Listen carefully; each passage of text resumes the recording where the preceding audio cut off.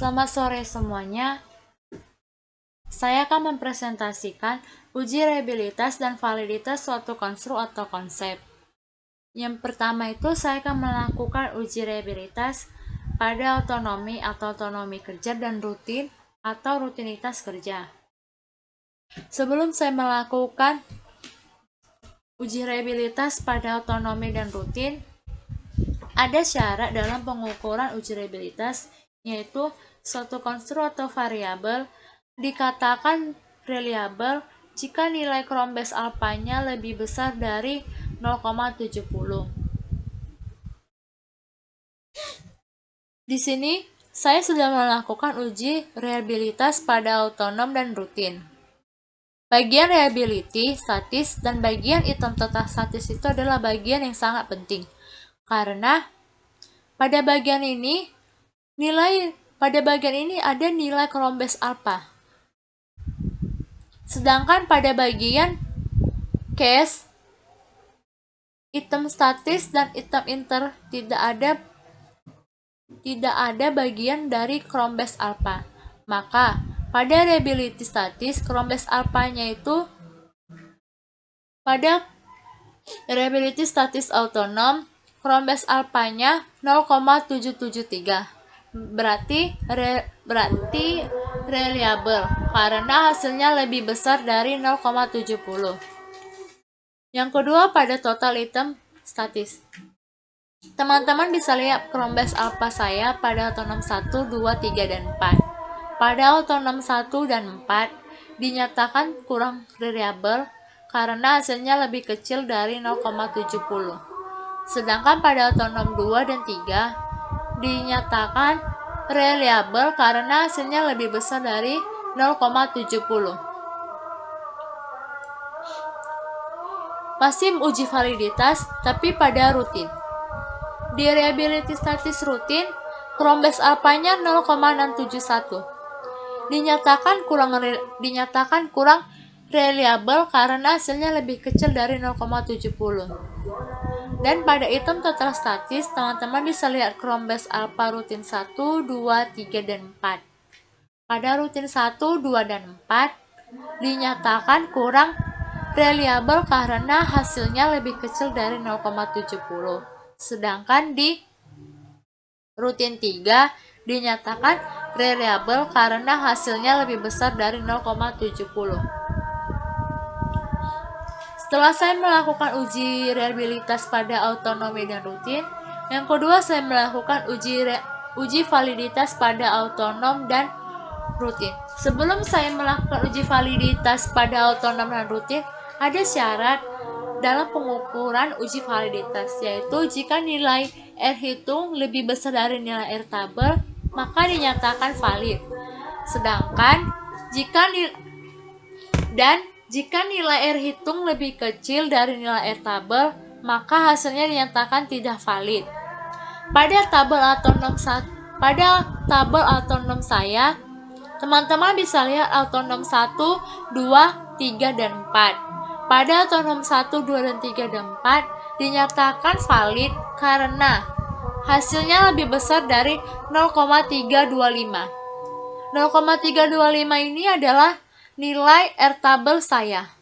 Saya dapat nilai R tabel itu, teman-teman bisa lihat N70 dan signinya itu 5% atau 0,05. Masih pada uji validitas, tapi pada bagian rutin, teman-teman bisa lihat pada tabel rutin 1, 2, 3, dan 4. Pada rutin 1, 2, dan 3, dan 4 dinyatakan valid karena hasilnya lebih besar dari 0,325. Dan yang terakhir yaitu uji CFA atau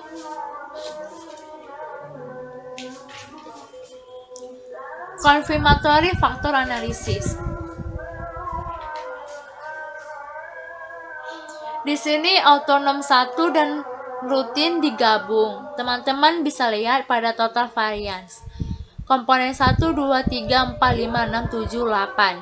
Ini adalah bagian dari rutin 1, 2, 3, 4, rutin 1, dan autonom 1, 2, 3, 4.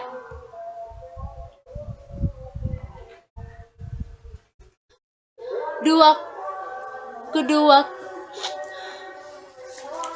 kedua komponen atau kedua komponen itu yaitu autonom dan rutin berdasarkan pada nilai value. Nilai value itu yaitu nilai total lebih besar dari 1. Maka pada komponen 1 atau autonom, pada bagian autonom itu nilai totalnya atau nilai eigenvalue-nya itu 3,240. Dan pada komponen 2 nilai eigenvalue-nya itu 1,49. Dan teman-teman lihat di tabel, masih pada tabel total variance, tapi tabel kedua extraction itu pada tabel 1 atau komponen 1 mampu menjelaskan variasinya itu 40,495%. Dan pada komponen 2 variasinya itu 18,643%.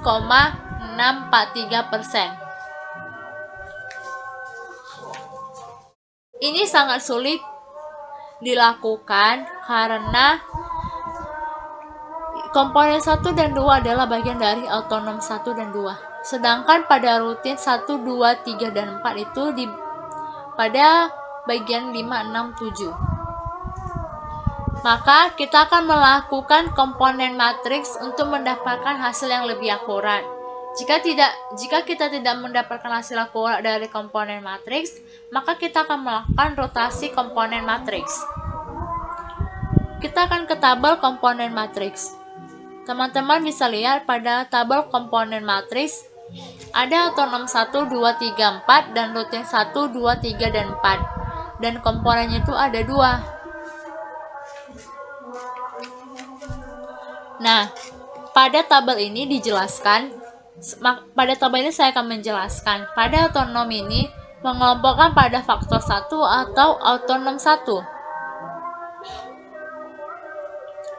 atau komponen 1. Sedangkan pada rutin dikelompokkan pada komponen 1 yaitu untuk rutin 1, 2, dan 3. Sedangkan untuk rutin 3 sedangkan untuk rutin 3 itu dikelompokkan pada komponen 2. Nah, ini kita mendapatkan hasilnya ada yang negatif. Kita mendapatkan hasilnya itu di rutin semua negatif, sedangkan pada autonom itu tidak ada negatif. Maka kita akan melakukan rotasi komponen matriks untuk mendapatkan hasil yang lebih valid. Kita lihat pada tabel ketiga, yaitu tabel rotasi komponen matriks. Pada tabel ini dijelaskan bahwa untuk autonom 1 sampai 4 dikelompokkan pada komponen 1. Sedangkan untuk rutin 1 sampai 4 dikelompokkan pada komponen 2.